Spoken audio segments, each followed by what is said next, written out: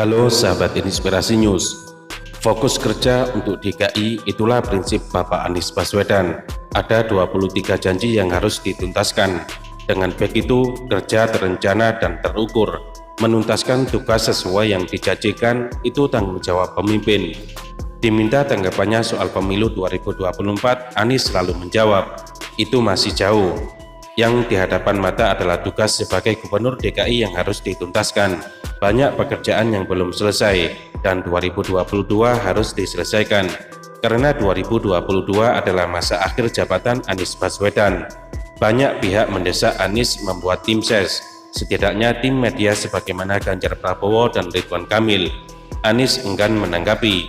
Orang-orang di lingkaran Anies dan para kolega sadar bahwa Anies ingin fokus menuntaskan kerja di DKI. Biarlah rakyat yang menilai atas kinerjanya. Setelah itu, serahkan sepenuhnya kepada rakyat, karena negara ini milik rakyat.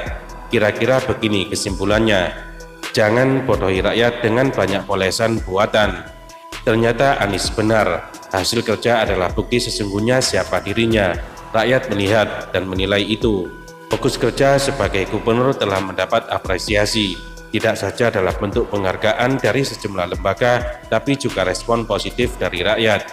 Berdasarkan hasil dari sejumlah lembaga survei, Anies menempati posisi tertinggi, top skor, disusul kemudian oleh Prabowo Subianto, lalu Ganjar Pranowo.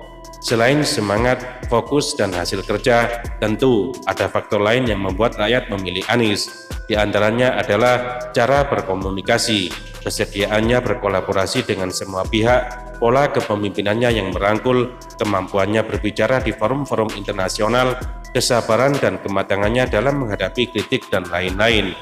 Berdasarkan salah satu survei, mayoritas masyarakat menginginkan pemimpin masa depan itu laki-laki, sipil, kepala daerah, berpengalaman, berprestasi, dan non-partai.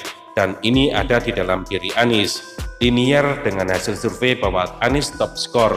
Banyak pendukung yang kemudian tidak sabar, gatel rasanya melihat Anies yang enggan bicara dan merencanakan agenda 2024. Akhirnya sejumlah masyarakat berinisiatif sendiri dan membuat kelompok-kelompok relawan.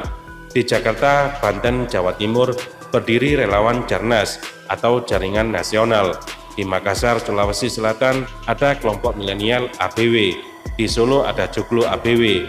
Joglo ABW adalah wadah ex pendukung Jokowi yang akan ikut memenangkan Anies di 2024. Bagaimana dengan Presiden Jokowi? Apakah akan support Anies? Kalau pendukungnya sudah dukung Anies, mungkinkah tanpa restu? Presiden Jokowi orang yang sangat rasional dalam kalkulasi politik.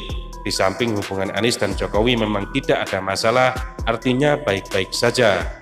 Sepertinya kelompok-kelompok relawan ini akan terus tumbuh di berbagai daerah, mirip Presiden Susilo Bambang Yudhoyono di tahun 2024 dan Presiden Jokowi di tahun 2014. Sebagaimana banyak prediksi, Anies memiliki performance yang potensial untuk menjadi rising star di tahun 2024. Bagaimana Anies menjaga performan itu, meningkatkan hasil kinerjanya, dan tidak berbuat kesalahan yang fatal, ini yang terpenting.